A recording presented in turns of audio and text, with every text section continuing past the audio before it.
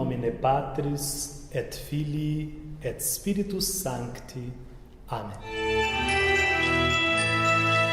Pater noster qui es in celis, sanctificetur nomen tuum, adveniat regnum tuum, fiat voluntas tua, sicut in cielo et in terra. Panem nostrum quotidianum da nobis hodie, et dimitte nobis debita nostra, sicut et nos dimittimus debitoribus nostris, et ne nos inducas in tentationem, sed libera nos a malo. Amen.